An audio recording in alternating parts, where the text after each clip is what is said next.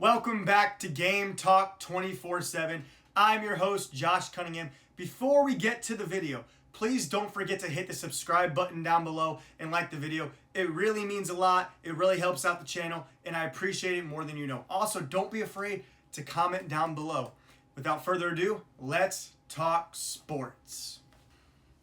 Hey guys, welcome back to Game Talk 24/7. It's a little bit later in the week when we're recording this video and uploading it. I just started a new semester of classes, so it's been a little bit chaotic this week. But it is Thursday, January 8th.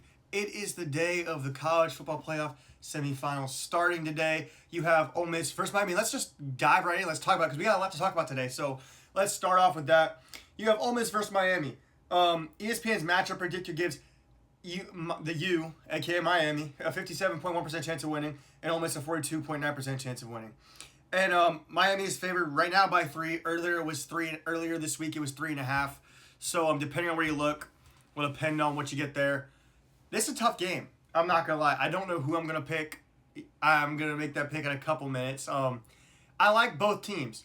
Specifically, I like Miami's defense. I like Ruben Bain, Akeem Mesidor, and their whole entire defensive line. I like their offensive line with Francis Maui-Noah. I like the running back Mark Fletcher. I'm still a little skeptical on Carson Beck because they haven't had to rely on him to win them games. They've used him, but they haven't had to rely on him to win them games. They've just had him be a game manager.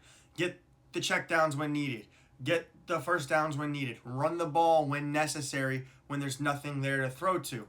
So I'm a little iffy on Carson Beck still. And then look at Trinidad Chambliss at Ole Miss is phenomenal. I mean, looking at Ole Miss and Trinidad Chambliss, he's phenomenal. He's hungry. He's a dog that wants to eat, and he's been eating. He's phenomenal. He had a very good game against Georgia, and if he has a game like that, I don't see a world where Miami can win. Not saying that they can't win, but if Trinidad Chambliss has the exact same game or even better game than he did against Georgia, Miami's not going to be able to beat him. Miami's not going to be able to beat Ole Miss. Not to mention that Ole Miss has a phenomenal kicker in, what was his name? Lucas Carnero. He's phenomenal. He's a great kicker. He made a 55 and a 56 last game for them. He also made a 47 to win the game. Yeah, Lucas Carnero is phenomenal. I mean, on the season, he is 100% on extra points. And then on his field goal percentage is 90 with a long of 56. He's 3 of 4 beyond 50 yards, 8 of 9 from 40 to 49, 6 of 7 from 30 to 39, 10 of 10 from 20 to 29, and then he hasn't attempted one under 20 yards. So he's a phenomenal kicker. Kewan Lacey had a great game against Georgia. I don't see him having that type of game against Miami due to the purpose of Miami's run defense is really well. Miami's run defense is really well, and so I can't imagine Kewan Lacey going for about what do you have 100 yards against Georgia. I don't see him going for he had 98 yards, so rounded up it's 100. I don't see him going for 22 carries, 98 yards, a 4.5 average, and 2 touchdowns. But I also could if Ole Miss steps up to the task. Now that the difference between this Ole Miss team and that they were in the regular season now is Lane Kiffin left. And now I'm not going to say I wouldn't have left for LSU. I mean, LSU is a better job. I don't know if I would have done it the way Lane Kiffin did, and I don't think I would have left for LSU only for the purpose of my team's going to be in the College Football Playoff. What is the point in me leaving? Because that's why he left. He said the whole reason he left was because he thought he had a better chance of winning a national championship at LSU than he does at Ole Miss. And right now, Ole Miss is in the semifinals, and they have a chance to win a national championship. I mean, if Ole Miss wins this game, they're going to the Natty, and if they win the Natty, then they win it. Then Lane Kiffin looks real dumb. And so, more on Lane Kiffin. Lane Kiffin's not going to let every single coach that he said could coach at Ole Miss during the playoffs that's coming with an LSU going to coach the whole playoff run. And Pete Golding said he understands the wide receiver coach and the running back coach are going to be at LSU and not coaching during the playoff. The rest of this playoff run, even though they coach against Georgia and they coach against Tulane. And he said, I understand. The transfer portal's open. It opened January 2nd. Players are getting on campus for visits. They need them there to host players for the players on visits and help recruit to LSU. But from my take of it, if you're going to let them coach the first 2 games, let them coach the whole thing. Because Lane Kiffin said he cared about the players at Ole Miss. He cared about Pete Golding and Ole Miss as a program and wanted them to succeed once he's gone. It doesn't really look like that, though.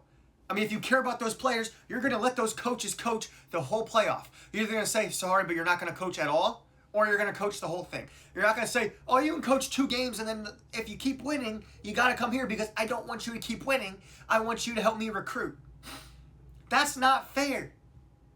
That's not fair to the coaches that were with Ole Miss that want to keep winning, and it's not fair to the players that are there trying to win. There's a very big story to tell, or maybe not a story, but there's a very big clear picture you can see about Lane Kiffin when the quarterback trainer at Chambliss has said he's going to return at Ole Miss if he gets another year of eligibility. The running back Kewan Lacey said he's going to stay at Ole Miss next year. Big players from Ole Miss this year that Lane Kiffin would have taken him to LSU if they entered the transfer portal have said they're going to stay at Ole Miss next year. And that's big because it's a slap in the face to Lane Kiffin. It's like hey, you thought we were going to come with you. You thought we were going to follow. You thought we were going to lose in the first round or the second round to Georgia. Now we're here in the semifinals. We're going to go and we're going to win the whole thing. That's what they're saying. They're a team that, as athletes, when someone tells you you can't do something, when someone says you can't do this, you can't do that, you're not going to do this, you want to prove them wrong. So it puts a chip on your shoulder. And for Ole Miss, that chip is not just a tiny little poker chip. It's the size of a boulder because they're trying to prove to everybody, especially their head coach that was their coach during the season that left them before the playoffs, that they can win with him or without him. That's why this is a tough game to pick. That's why it's tough to pick against Ole Miss. I mean, if I'm being honest, I think Ole Miss has a very clear chance to win this game. Miami's only favored by 3. Miami has the advantage on both sides of scrimmage, on both lines of scrimmage. Sorry. And but Ole Miss has advantages in other positions like quarterback. And with them having advantages in quarterback, if Trinidad Chambliss has one of those phenomenal games, he'll beat you. He's like Harry Houdini in the pocket. He can get out of the pocket. He doesn't have to run, but he can get out of the pocket, scramble for and then all of a sudden throw it 20 yards down the field, first down or touchdown. He's just shifty. He maneuvers the pocket well. He escapes the pocket well and then scrambles around, makes phenomenal throws. He is phenomenal. A lot of people say he's kind of like Kyler Murray when Kyler Murray was in college. I see glimpses of it, yeah. But I mean, Trinidad Chambliss is what Johnny Manziel was to Texas A&M. Trinidad Chambliss is to Ole Miss. If he has one of those games, you can't beat them. If he doesn't, though, and he has an average game, you can definitely beat them. But if he has one of those games, you can't beat them. The question is Miami? What is Miami going to do? They can do what they did in the first 2 games and just rely on the run game and Mark Fletcher. And that might get them in trouble this game because I think Ole Miss's offense is going to put up a lot of points. Charlie Weiss Jr. is a phenomenal OC. He will be after the playoffs going with Lane Kiffin to LSU, so he's going to coach the rest of the playoffs. So at least they get their play caller for the rest of the playoffs. But he's phenomenal. He's been doing great dialing up offensive plays. So I don't see a world where he doesn't do a good job here against Miami, even though Miami's defense has been phenomenal. Again, Trinidad Chambliss, you just can't game plan for him and what he's going to do with his creating ability. But Miami will win if they were able to do what they did the last 2 games. Get pressure on the quarterback, make Trinidad Chambliss' life miserable in the pocket or outside the pocket. Give him no time to throw. Give him no open reads. Or give him open reads, but he doesn't read them and doesn't make the throws because Julian Insane had many open reads that he didn't make and didn't throw against Miami. And so they can do that, and if they do, they'll win. If they dominate both lines of scrimmage and keep Trinidad Chambliss away from his creating ability, they will win. But if they try to rely on Carson Beck and the horses that got them there, you could see them slip up, and you could see Carson Beck make some mistakes, which he has in the last 2 games, but you could see make some mistakes if they're trying to rely on his arm to win the game. I think it's going to come down to can Ole Miss's defense stop Miami's offense, and can Pete Golding as the DC and now the head coach stop Miami's offense, and can Miami's defense stop Trinidad Chambliss and their offense? It's going to be at State Farm Stadium in Glendale, Arizona, in the Fiesta Bowl. That's going to be a phenomenal game. I want to pick Ole Miss to win so bad. I think they can. There's a way that they can. There's a roadmap to it. I can clearly see it. I can see Ole Miss winning this game.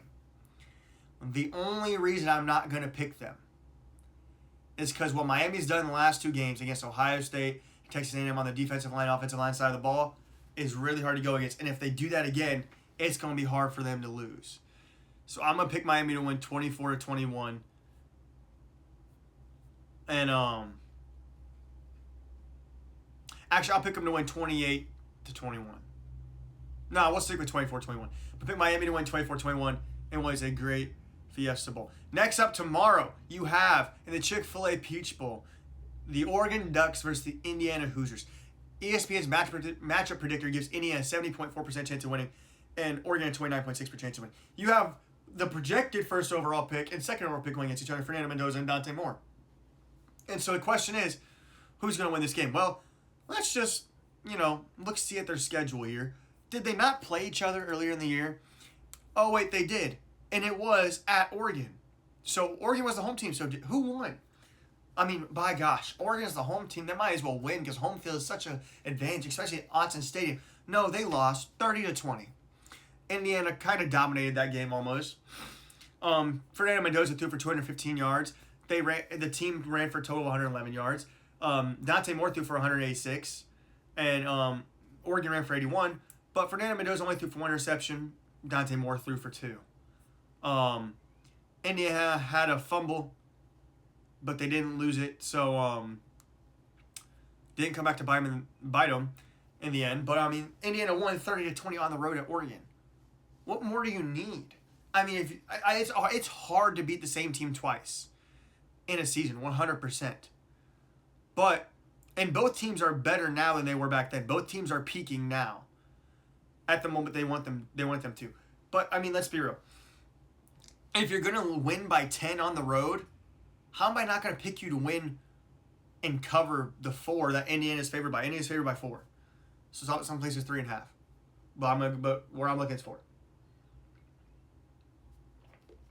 How am I not going to pick you to win this game against Oregon and cover the 4 this time around when you beat them at their home field, on their home turf, when everyone was actually doubting you and they were the favorite team to win?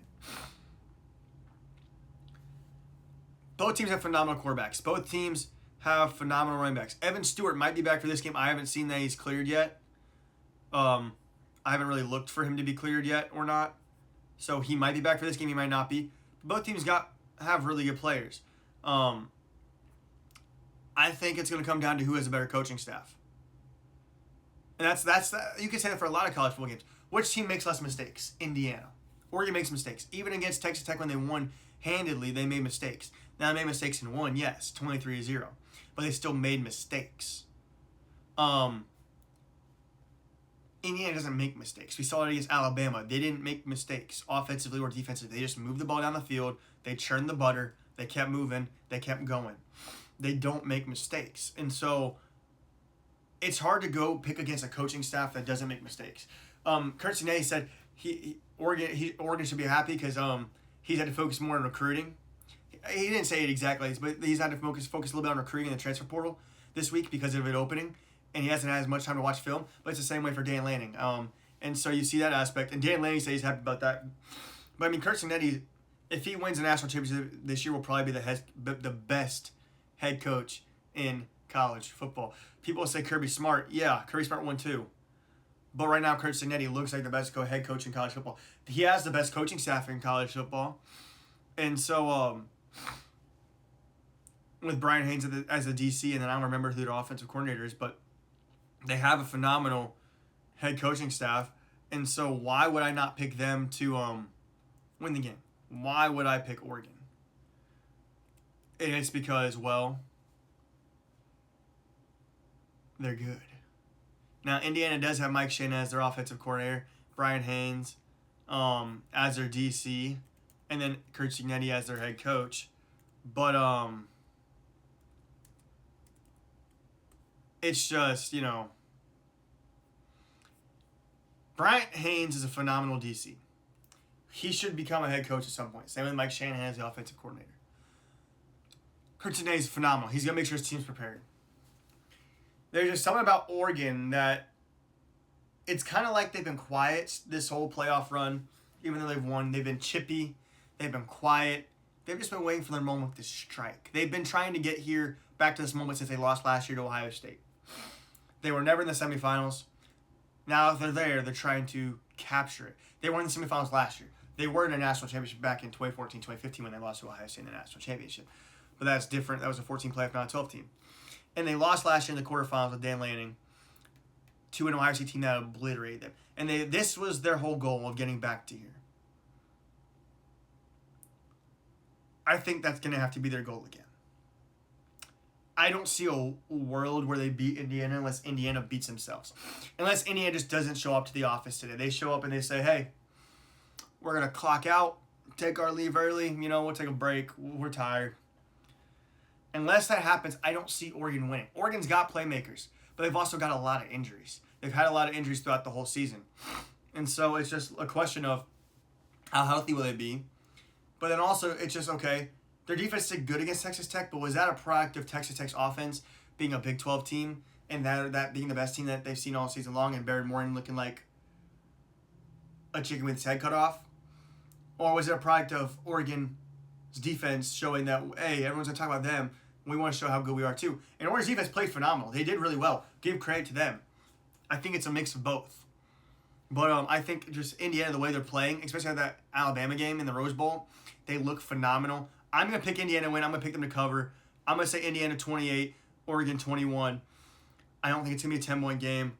But you give Indiana a neutral site who won against Oregon at Oregon 30-20. I see them winning this one. Also, Oregon has to go from the West Coast all the way from Eugene, Oregon, all the way down to Atlanta, Georgia. Indiana only has to go from right next to Ohio and all the way down to Atlanta. Indiana doesn't have to travel that far, whereas Oregon does. Now, they travel earlier because of it being a playoff, so that doesn't factor in as much because you get time to adjust, but it still affects a little bit. But I'm going to pick Indiana. I'm going to have Indiana and Miami in the playoff, in the national championship now, and we'll pick that one once it won. We'll pick the national championship once it comes out. I mean, if I had to pick now, I'd pick Indiana to win it, but who knows? Oregon could beat Indiana. Ole Miss could beat Indiana. That's why you got to play the games. I can just talk about it, but we got to actually play the games to see what actually happens. Because if I just say, oh, this is going to happen, this is going to happen, this is going to happen, and everything I said happens, well, then there's no point in playing the games. Not everything I said happens. That's why we play the games. Oregon can beat Indiana if they play their best game they've played all year long and Indiana makes some mistakes, which we've seen them do against Penn State, but they haven't done it recently. They rarely do it against the better teams that they play. There's a way Oregon can win, but it's not a very big win. Indiana just looks like the best team in the country right now that's going to run away with the national championship. Maybe not run away with it, but they look like the best team right now and the team that's going to win the national championship. And Kirsten Day looks like he's going to submit not only the legacy that he's already made in the college football history because it's been phenomenal already, but he's going to continue to further grow that legacy that he has. Another news, the NFL, you have some head coaches that got fired. You got Mike McDaniel getting fired today. John Harbaugh getting fired on Tuesday. Tuesday was my birthday. I turned 21. That's also why I didn't make a video on Tuesday because I didn't have as much time that day. It was a busy day. And I'm sitting there getting ready to open gifts. And I got from my family. And I'm looking at the TV. I'm like, oh, John Harbaugh just got fired. Happened right before I was about to open my gifts. I'm like, man, what a birthday present for me, because as a Bengals fan, I think it's nice that John Harbaugh just got fired, because John Harbaugh is a phenomenal coach. The Ravens didn't have a great year this year, but I'd chalk it more up due to injury with Lamar Jackson for one. Now, he didn't have a great year, Lamar, but injury due to him.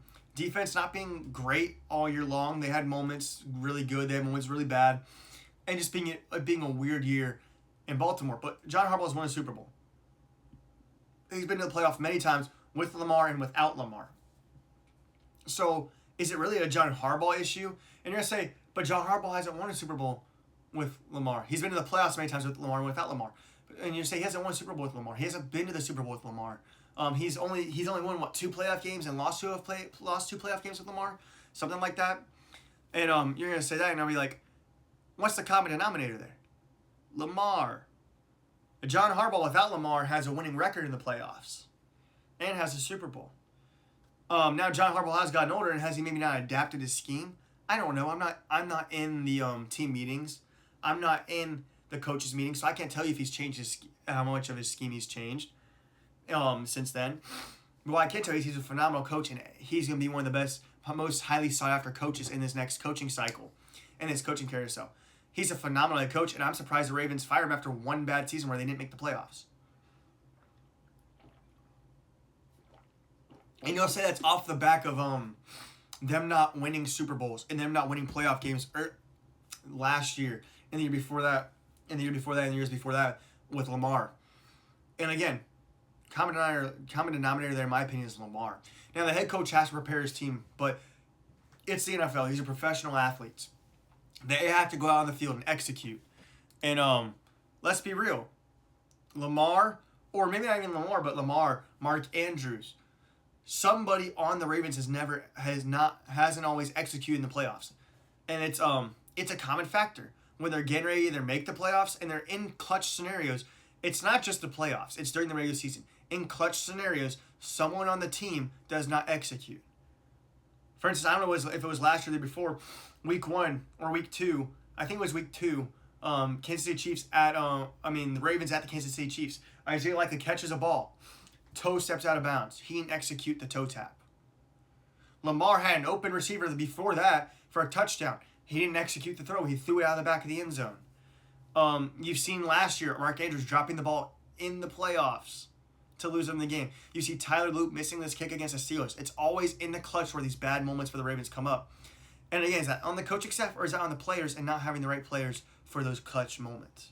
Are those players not built for the clutch? Do they not have that clutch factor where when they gotta have it, they can get it? I think he's a phenomenal coach. He's most likely going to be in the Hall of Fame someday. I would say he probably will be in the Hall of Fame someday. Yeah.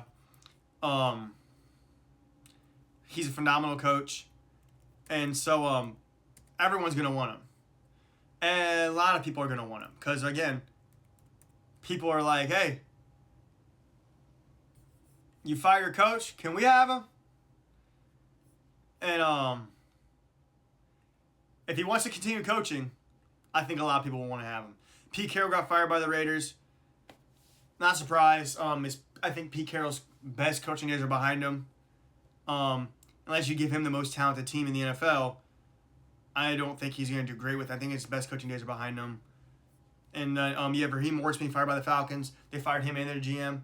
Surprise, surprise? No, not whatsoever. Falcons haven't been great. And Falcons fans are loving it. Kevin Stefanski got fired by the Browns. He's a good coach. I'm pretty sure he's won Coach of the Year before. He's a good coach, good offensive coach. He's the type of coach where he can lead his team to the watering hole, but he can't make them drink. The Browns are a dysfunctional organization. They have a dysfunctional team. They have a really good defense, really bad offense because they have talent on the defense. They don't have talent on the offense. And so I don't know how you expect them to succeed offensively. And even if a head coach is very good offensively, a very good offensive mind, a very good coordinator, I don't know how you expect them to succeed if you don't give him the resources to an offensive line, receivers, tight ends. They have tight ends, but they don't have the receivers. They don't have the running backs anymore, or they do, but they're injured. And Quinshon Judkins, and so or when Nick Chubb got injured, what was it, last year, or the year before? And so like Kevin Stefanski's had moments where he's had good teams. And when they had the right pieces, their offense was good and they were clicking. But the Browns have always been built around their defense recently in Myles Garrett, and they've looked really good defensively, but never had this offense that could compete. And so they're going to blame Kevin Stefanski for it because he's the head coach and he's the one calling the offensive plays, when it might just be the talent personnel you have in the offensive room that's a problem. Kevin Stefanski's probably going to get another head coaching job in the NFL. Will it be better than the Browns? Probably, because, well, the Browns are a terrible job to have. Will it be like the best available job? No. Will he be the most highly sought after head coach available? No. He will be a good option, a good candidate. You have Jonathan Gannon getting fired by the Cardinals. They didn't have a great year. They also dealt with some injuries, but they did not have a great year. Brian Daboll got fired by the Giants early in the season, and Brian Callahan fired by the Titans. Brian Daboll may get another head coaching job eventually. I don't think he was the problem with the Giants either. I think it was, again, okay, he might not have been great, but he's a team that he's a head coach that won Coach of the Year and had Daniel Jones as his quarterback and now this is Daniel Jones before the Colts, so not great Daniel Jones, just Daniel Jones. Daniel Jones that nobody wanted on the Giants led them to a playoffs. Brian Daboll led that team to a playoffs as a head coach. Now they had Saquon Barkley, yes, but and they don't now. But who was the reason why they didn't have Saquon Barkley? And the Eagles do. Oh, their GM. Their GM's the one that makes the signings and the draft picks. Yeah, it's his fault. It's his fault that they don't have Saquon Barkley, and he still gets to keep his job. I'm pretty sure.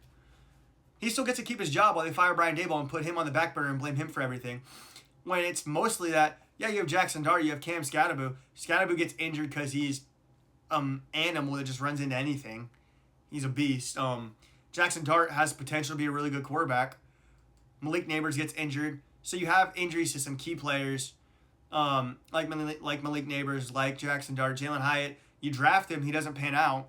Now, that's on the coaching staff not developing him, but also maybe you shouldn't have drafted him when you drafted him. That's on the GM.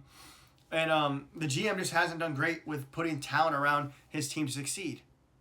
I mean, you got Abdul Carter on your defense. But, I mean, again, you still struggle on your defense, especially in that interior defensive line. Sexy Dexter Lawrence didn't have a great season this year after having a good season last year. Your interior of your defensive line didn't have a great season. Your offensive line struggled. You struggle besides Malik Neighbors with receivers at moments. And then you also have to play the Commanders, the Eagles, and the Cowboys twice every single year. And while two of those teams this year, the Cowboys and the Commanders, weren't great, the Eagles still have a solid team. Even if they might not win the Super Bowl again this year, they're still a solid team, and they'll be a solid team. So, again, I don't know how much of that's on Brian Daboll. A lot of people are thinking he's going to get either an OC job in the NFL or an OC job in college. So become an offensive coordinator before he goes back to being a head coach. I don't think he's going to get a head coaching job right away. I think he's going to have to wait and work his way back up that ladder. I think he'll get it again. He'll get one eventually, but he's going to have to work his way back up that ladder. He's been linked. Not linked, like, I don't know if Ohio State's interviewed him, but people have talked about how Ohio State has talked about, maybe not Ohio State talked about, but people have talked about Brian Daboll becoming the OC at Ohio State for a year or two, and don't know if that's going to happen. I see it less likely that happens. It could happen, but I would be surprised if he didn't get a job in the NFL as an offensive coordinator, or let's say Browns hire him as their head coach. I don't see that happening whatsoever. I do not see that happening whatsoever. I don't see him getting another head coaching job this soon after just being fired, but he could. I see him more so getting an OC job in the NFL or in college football. And if he's going to get in college football, right now the job that's been linked to Brian Daboll the most in college football is Ohio State. It's offensive coordinator. Now let's also remember he was the offensive coordinator at Alabama under Nick Saban at one point when they won a national championship. He's a good offensive coordinator. I don't see this happening whatsoever, but people have talked about Ohio State trying to get Todd Monken to be their OC, who had success at Georgia and won a national championship at Georgia. I don't see Todd Monken leaving the NFL. And people aren't saying that Ohio State's talked to Brian Daboll or Todd Monken. It's just saying those are two good candidates for Ohio State's OC job that you might want to pay attention to. Especially because Ohio State has money, they can spend a lot of money on a candidate like that. Now that we're talking about NFL, let's go to the NFL playoffs. I start this Saturday.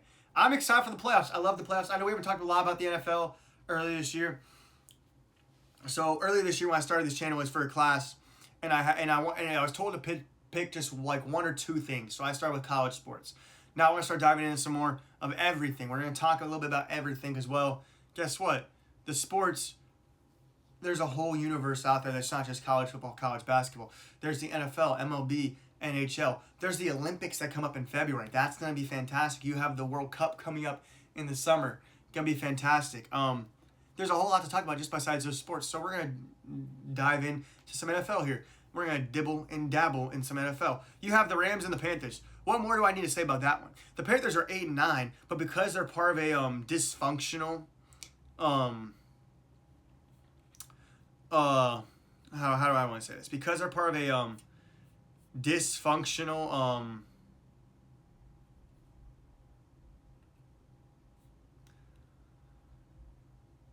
division, they are in. Because, like I said, they're part of a dysfunctional division. They're 8-9. The Tampa Bay Buccaneers, 8-9. Atlanta Falcons, 8-9. New Orleans Saints, 6-11. Dysfunctional division. All have losing records. This is, I feel like, the second time in, like, the last, 5 years that a team with a losing record from that division has made it to the playoffs. It's dysfunctional. It's not beautiful to see. Also, because the Panthers are hosting a home game. The Rams have to go to the Panthers. Because the Panthers get a higher seed because they won their division. Even though the Rams are 12-5 and they're 8-9. But I think the Rams are going to win. I think the Rams have a very good chance of going to the Super Bowl. It's, in my opinion, it's between the Rams and the Rams, Seahawks, and 49ers on that NFC side of the playoffs. It's going to be a phenomenal playoff. But I think the Rams are going to win. The Rams are favored to win by, let's see, do they even have it out yet? They don't have it out. Yeah, they do. 10. 10.5, 10. I think the Rams are going to cover. I think they're going to whoop the Panthers. I think the Panthers are like, we made it. And they're going to go packing right back home. Because, yeah, they made it. And that's about all I can say. They made it, but they're a dead man walking. I mean, unless they rise like the Undertaker, they're done for. They're walking into the playoffs, waving the white flag like, we're done. We're done. We had a great season. We're going to the offseason, guys. We're going against the Rams. We're going to lose. And I think that's going to happen. Matthew Stafford's phenomenal. Puka Nakua's phenomenal. Kyron Williams, phenomenal. Then you also have the Packers at the Bears. What a game and what a rivalry. This is a great game for the playoffs. I say it because, again, it is a rivalry that sometimes we'd like to forget about. Sometimes we don't. But it's a great rivalry that we look to and you see. And, even when the Bears drafted Caleb Williams, and the draft was, I think in Chicago at the time when that happened. I think, I don't remember when the draft was because that was, 2 years ago. Bears fans booing whenever the Packers are making the picks. And it's a rivalry game, and it's going to be a great game. The Bears are not favored to win. The Packers are favored to win by 1.5, even though the Bears are home. The Bears have a 44.1% chance of winning. Packers 55.9 according to ESPN's match predictor. Caleb Williams is a phenomenal quarterback. He's a game-changing quarterback. So is Jordan Love. Both really good. Both running backs good. Swift for the Bears. DeAndre Swift good. Josh Jacobs for the Packers. Solid running back. Colson Loveland, the tight end for the Bears. Good. Romeo Doubs for the Packers. Good. I would say Micah Parsons for the Packers. Good. But Micah Parsons is on the IR. And so without Micah Parsons, can the Packers make a deep playoff run? The Packers are 9-7-1. The Bears are 11-6. Without Micah Parsons, can the Packers make a deep playoff run? Can they win this game? I don't think so. I think it's going to be tough, being at the Bears Stadium. And then also not having Micah Parsons, I think, is tough. Also, Caleb Williams is starting around for him. Ben Johnson has looked really good as a head coach in his first year as a head coach. It's going to be tough. I'm going to pick the upset here. And you're going to say the upset, the Bears are the higher seed, they're the home team. Yeah, but the Packers are favored to win by 1.5. So I'm going to pick the Bears to win. I'm going to pick them to win and cover. Let's go 24-21. Am I confident in this pick? No, because this is a tough pick to make. This is going to be a great game. Earlier in the season, the Bears played the Packers at home. Not even that long ago, actually. It was not that, well, it wasn't that early. It wasn't that late. It was really early, yeah. If I'm thinking about it, sorry. Was it? Let's see, what was the date of this game? December 20th. So yeah, it wasn't that long ago. It wasn't even a month ago. It was 3 weeks ago. The Bears won 22-16 in Chicago. on a crazy throw and catch by Caleb Williams, and a crazy throw by Caleb Williams and crazy catch by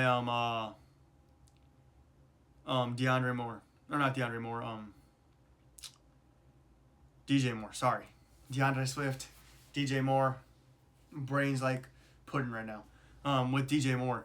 That was a great, phenomenal catch, and that was a great play, great throw, and that won the Bears the game. So I see the Bears winning this game. I see it being close. It's gonna be a good game. You also have the Bills and Jaguars. I got the Bills winning. Trevor Lawrence is good. I think Josh Allen's better. I think the Bills are a better team overall. I think the Bills have a better head coach, a more experienced head coach. The Bills have been in the playoffs more. They have this experience. And so I think they're going to win. You have the 49ers and the Eagles. I think the 49ers are going to win. I think Kyle Shanahan's a phenomenal coach. I think their offense is going to look good. Christian McCaffrey's phenomenal. Brock Purdy's played really well. Jalen Hurts, he's done his thing. Saquon Barkley's been, well, Saquon Barkley. I mean, that's kind of, you know, his job is to be Saquon Barkley. He's been Saquon Barkley. Hasn't had his best year. Hasn't had his worst year, though. And I still expect the Eagles to put up a fight. But I think the 49ers are going to win. It depends on how good the defense of the 49ers plays, though. I think the 49ers are going to win. Then you have Chargers and the Patriots. I'm going to go with Patriots. I don't think Jim Harbaugh can beat Mike Vrabel in this type of game when I think the Patriots have the better quarterback as of right now. Drake May's playing better than Justin Herbert right now. Patriots have a better team overall right now than the Chargers do, so I think the Patriots are going to win. And it's going to be a really good game. There's some really good playoff games. That Monday Night Football, you have the Texans and the Steelers. I got the Texans winning. I don't think Aaron Rodgers has got it anymore to the extent of his age-wise. Never say he wasn't talented. I just don't think he's been able. He's made some good moments here and there, but he's still shown that age is kind of a factor here. C.J. Stroud's done his job, but the Texans' defense has been phenomenal. I mean, since earlier in the season, and the hiccups that they had earlier in the season, the Texans, they have had a phenomenal run. I mean, they lost their first 3 games, then won 2, then lost 1. So they started off 2-4, then they went 3-4, then they went 3-5, and then they haven't lost since, now being 12-5. And their defense has looked phenomenal, looked like the best defense or one of the best defenses in the NFL since then. So I'm going to pick the Texans to win. But you got some crazy NFL games. We will recap those after they happen, obviously, next week. When also we dive into the national championship game. But those are going to be some phenomenal games. Those are all going to be interesting. And can the 49ers beat the Eagles? That's probably the toughest game to pick out of all of these. And the closest game to pick out of all of these. It's going to be in Philadelphia. The Eagles got the experience. The 49ers got some experience in the playoffs too. It's going to come down to which coaching staff can perform and which players can execute on the field. I think Kyle Shanahan's a great head coach. And I think the 49ers are going to have something after losing that game to the Seahawks. Because, losing that game to the Seahawks, yeah.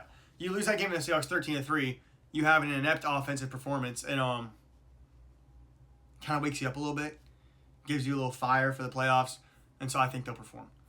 Next, we got some college basketball. So we have a lot of college basketball to discuss. I mean, a lot. So we're not going to dive into every single game. We're not going to go deep in every single game, but we'll go into a little bit. We'll unearth that salad as we keep going, Get to them croutons, get them tomatoes, them onions, that little dressing, the little cheese on top. We'll unearth that salad a little bit. Arkansas beat last Saturday. This is Saturday. Arkansas beat Tennessee 86-75. Arkansas was led by none other than Darius Acuff Jr. who had 29 points. That kid's good. He's gonna be a top 10 pick, maybe even a top 5 pick in the draft. He's a good point guard. He is Arkansas's best player. Without him, Arkansas would still be really good, but they would not be as good. Because he's phenomenal. Then they had Carter Knox with 11. They had Malik Thomas, another freshman who's phenomenal, 18. Malik Ewan, 12. They went 29-33 as a team from the free throw line. 7 of 23 from the three-point line, which is 30%. Not great, not good. Kind of But they still had a recipe for success because they won the game 86-75 against Tennessee. They had 36 rebounds, 10 blocks, 8 steals. That is beautiful, beautiful basketball. And Tennessee's not bad. Tennessee was led by Amari Evans, who had 16. And then Jacoby Gillespie had 14. Nate Amen had 13. But the big problem is Amen went up 5-11 from the free throw line. I don't care who you are, going 5 from 11 from the free throw line, and especially a 5-star like Nate Amen, who's phenomenal as a player in general. That's pathetic. That's awful. They went 12 of 23 as a team from the free throw line, shooting 52%. That is hot garbage. That is hot trash. That is a Christmas present that people return, but don't say it to your face. They're like, yeah, I love it, and they return it. Or a birthday present that they get, and they're like, yeah, it's great, and they just return it or throw it away or re-gift it to somebody else on a white elephant or for somebody else's birthday. They shot 38% from the three-point line, going 5 of 13, 49% from the field. They got out-rebounded by 3 rebounds, and then they had 11 steals but only 2 blocks. So they actually had more steals than Arkansas, but they had less blocks.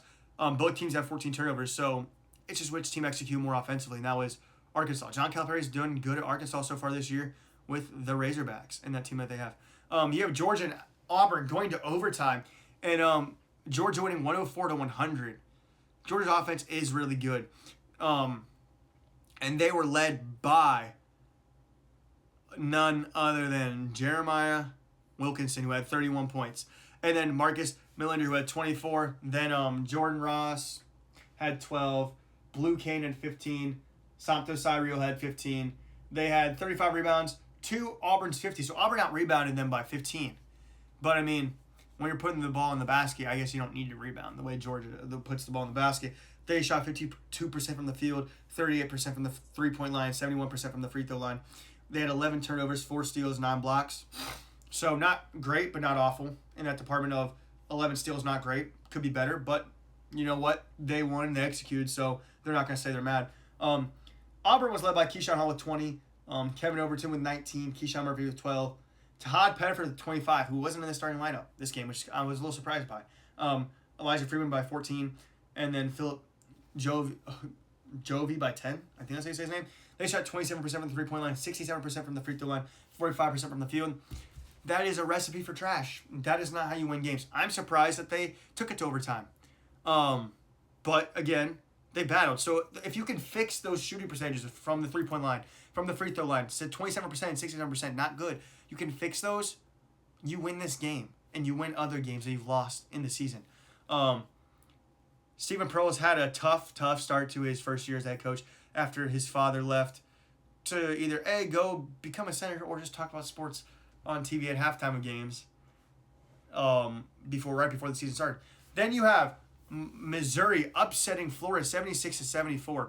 Missouri was led by none other than Anthony Robinson II. Then they had with 19 points, and then Mark Mitchell with 14, Jacob Cruz with 13, and Trent Pierce with 10. As a team, they shot 36% from the three-point line, pretty solid. 60% from the free throw line, could be a lot better. If that's a lot better, they probably win this game by a lot more. 45% from the field, 11 assists to 10 turnovers. That's not a great assist-to-turnover ratio.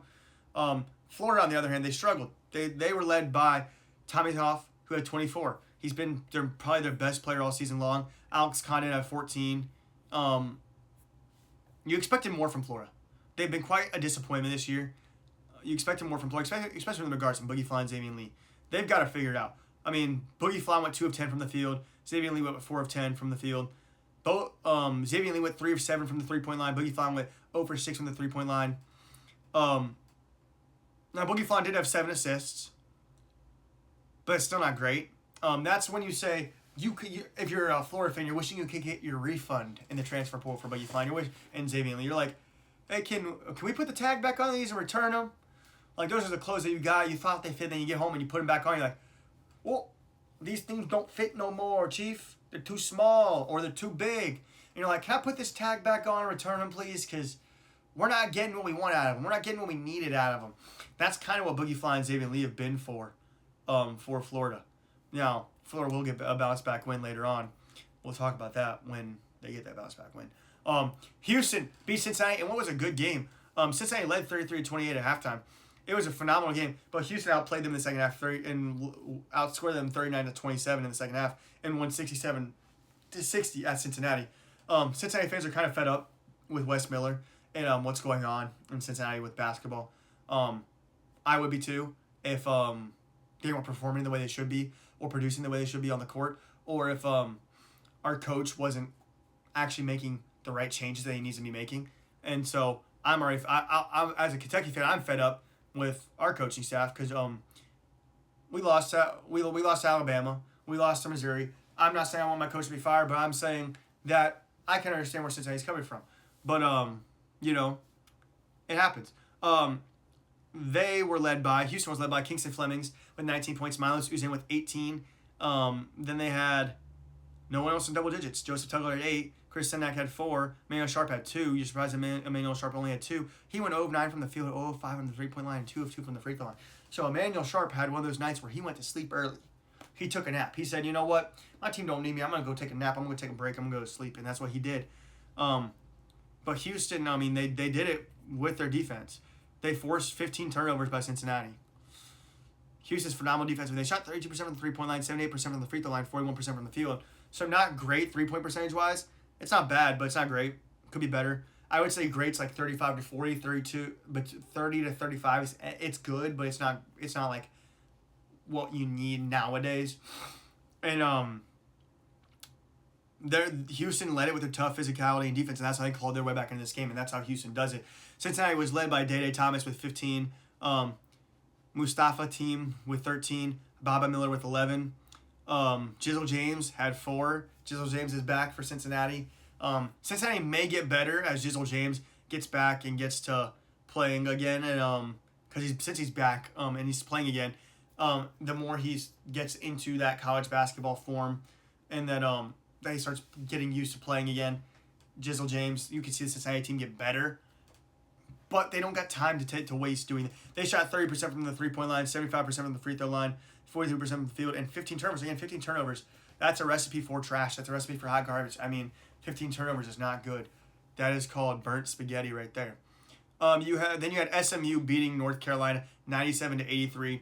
North Carolina was led by Seth Trimble with 22 points, Jaron Stevenson with 16, Caleb Williams with 13, Henry Baystar with 14, but that was not enough for them to beat SMU, who was led by Boopy Miller with 27, Jaron Pierre Jr. with 13, B.J. Edwards with 15, Corey Washington with 23, and Jaden Toombs with 12.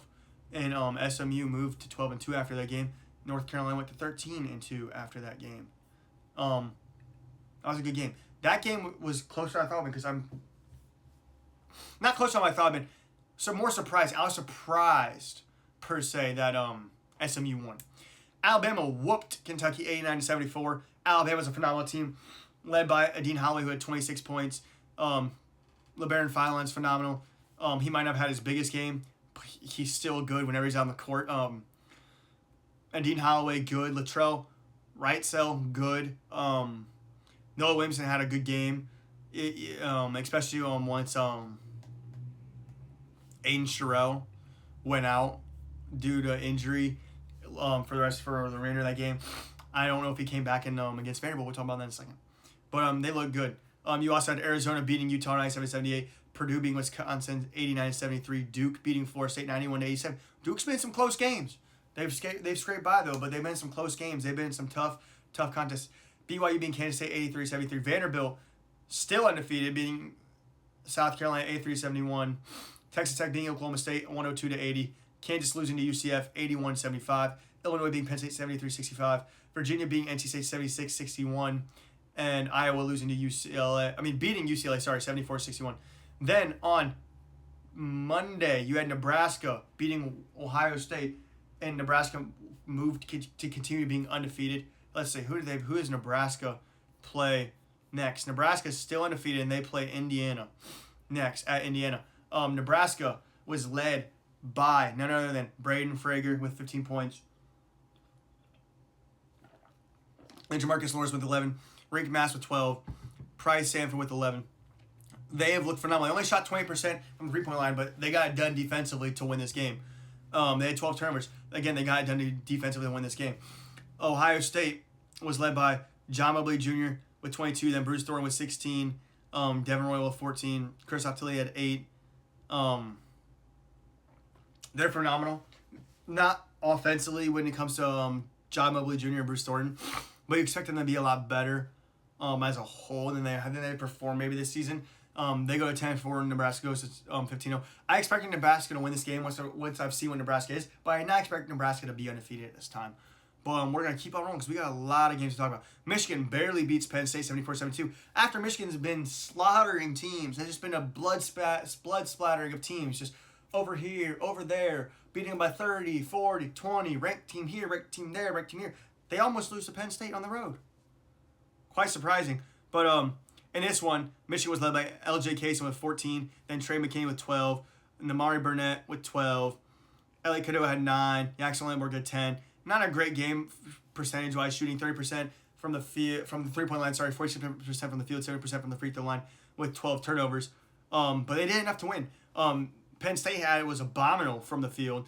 They were led by Ivan Juric with 20, and then Freddie Dillon, the fifth, with 17. And so again, that's not what you expect. Sorry, I accidentally hit the camera, so we're gonna fix that here real quick. So that's not what you expect from Sorry, we're going to still fix this. That is not what you expect from Penn State to they're 9-6, so you kind of expect them to not be good. But for them to put up a fight against Michigan the way they did is not what you expect.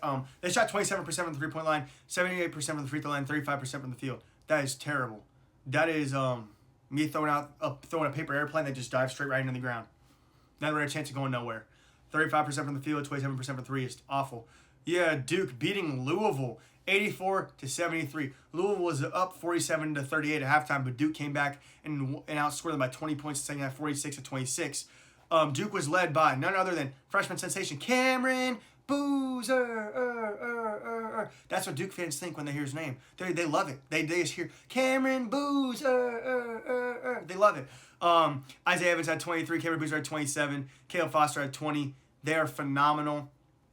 They're a tough team. They're going to be a tough team to beat. They're a team that might be able to win a national championship. They only shot 30% from the three-point line and 68% from the free throw line, but they got to work and they got it done on the road against a tough, scrappy Louisville team who's playing without Michael Brown. When you're Louisville and you hear Michael Brown, that's what you think of Michael Brown. That's what they think of their star freshman. That's what Duke thinks of their star freshman. Both star freshmen are good, but Michael Brown was not here in this game, so you're not hearing no Michael Brown. You're hearing, oh, no, for Louisville. And Ryan Conwell had 24 points. Adrian Woolley had 11. And Ali Khalifa had 17. Louisville shot 32% from 3. That's not going to get it done for them when they take 38 attempts and they only make 12 of them. They're a team that if they're going to take 38 attempts, which is more than half of their field goal attempts, they're going to have to make those threes. And that's what bit them later on in this game. They went 75% from the free throw line, going 9 of 12, 40% from the field. They had 14 turnovers. Missing Michael Brown did not help them, but also only shooting 32% from 3 and being 12 of 38 from 3 when they took 38 attempts did not help them because Duke was putting the ball in the basket later on and they were not. And then next you have Houston versus Texas Tech. Houston won 69-65 in Texas Tech. This is always a close game. Last year was a close game. This year's a close game. Both phenomenal coaches, both phenomenal teams. Houston wins 69-65. Houston was led by Kingston Flemings, another phenomenal freshman. Again, when you hear Kingston Flemings at Houston, you're hearing Kingston Flemings. I mean, it's just phenomenal. He's phenomenal. He's great. Emmanuel Sharp, told you, he doesn't usually have 2 points. He had 17 points this game. Joseph Tucker had 11. Chris Nack Jr. had 11. I mean, that just shows the depth that Houston has on our starting roster. If anyone on any given night can get them points. They shot 24% from 3, not great, but I mean, that's kind of what you expect from Houston teams is to be led by their defense and then their offense just do enough. 39% from the field, 77% from the free throw line. Texas Tech was led by Jalen Petty with 20 points, Donovan Atwell with 13, Christian Anderson only had 7, which is why they kind of lost this game. Now credit to Houston's defense. GT Topham with 18. They shot 30% from the 3, 91% from the free throw line, 41% from the field. Again, Houston, led by their defense, wins this game in a scrappy game against Texas Tech. It's always a phenomenal game. You have Florida getting their bounce back win, like I said, after losing to Missouri, beating Georgia 92-77. They whooped Georgia. And who are they led by? Oh, Thomas Hoff again. And then Alex Conda had 21 points. Thomas Hoff had 21 points. Ruben Chanelu with 10. Boogie Flan, 8 going 2 of 10 from the field, terrible. Xavier Lee, 6 going 2 of 9 from the field, terrible. Boogie Fly has 6 assists. Xavier Lee had 5 assists, good. They had 13 turnovers as a team. Urban Klobstar had 11 points. They shot 47% from the field, 24% from the three-point line, pathetic. 70% from the three-point line. Their three-point shooting right now, it's like trying to shoot a bow and arrow at a bullseye blindfolded. You don't know where it's gonna go. That's kind of how you feel with their guards, especially in their shooting, and just as they're shooting as a team right now. They're shooting blindfold, and you don't know where it's gonna go. You're hoping it goes with the bullseye, and sometimes it does, but most of the time it doesn't. Georgia was led by Jordan Ross with 13, Cannon Catchings with 12, Dylan James with 16, and Marcus Miller with 18, but it was not enough to win. They shot 21% from the three-point line, not great. 65% from the free throw line, not good. 41% from the field, that's why they lost. Then you had the other score, just notable scores from that day. Let's see, Minnesota beat Iowa 70-67, Tennessee beat Texas 85-71, Kansas beat TCU 104-100, and UCF lost to Oklahoma State 87-76. Sorry, can't speak. Then you have UConn doing a phenomenal comeback win against Providence, 103-98.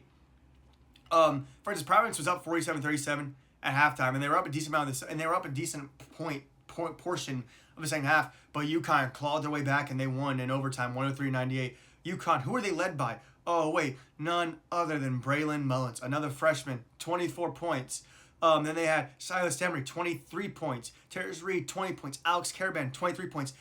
And then Solo Ball, 10 points. All the points came from the starting lineup. They got it done. Their bench only had 3 points. Their starting lineup got it done, son. They shot 56% from the three, 49% from the field, and 83% from the free throw line. So see, they're shooting a bow and arrow at a bullseye with their eyes wide open, and it's like they're in the Olympics for doing it because they're hitting bullseye most of the time, every time. They moved to 15-1. They look like a train steamrolling through teams. They look like a bullet train just going pew right through teams, right through a brick wall. Providence was led by none other than Ryan Mela, who had 19, Stefan Vox at 11, Duncan Powell 11, Corey Floyd Jr. 12, Jalen Sellers 11, and Jamari Jones 18. They shot 50% from the field, 58% from the three-point line, 74% from the free throw line. Just not enough to get it done that night. But they had a good game, but they fall to 8-7. That's all it was a good game. Alabama versus Vanderbilt. Vanderbilt moves back to being staying undefeated. That's what you're thinking for Vanderbilt. You love it. You won 96-90 against Alabama. Vanderbilt was led by Tyler Tanner, who's one of the best guards in the SEC. He's phenomenal with 29 points. Duke Miles 19, Devin McLaughlin 10, Tyler Nickel 12, and AK Okirike 10. I probably butchered that last name. But they shot 35% from the three, 70% from the free throw line, 46% from the field. But they only turned the ball over 8 times. So when you maybe don't shoot, maybe when you don't make double-digit threes, they only went 7 of 20 from the three-point line. So that's good. They shot 35%, but they didn't make double digits. But you don't turn over the ball, you do good. To where Alabama turned the ball over 13 times and not successful. Not good for them. And Alabama was led by Amari Allen with 25, Adine Holloway with 22, Latrell Wrightsell with 13, LeBaron Fallon with 18. And then their bench only had a total of 10 points.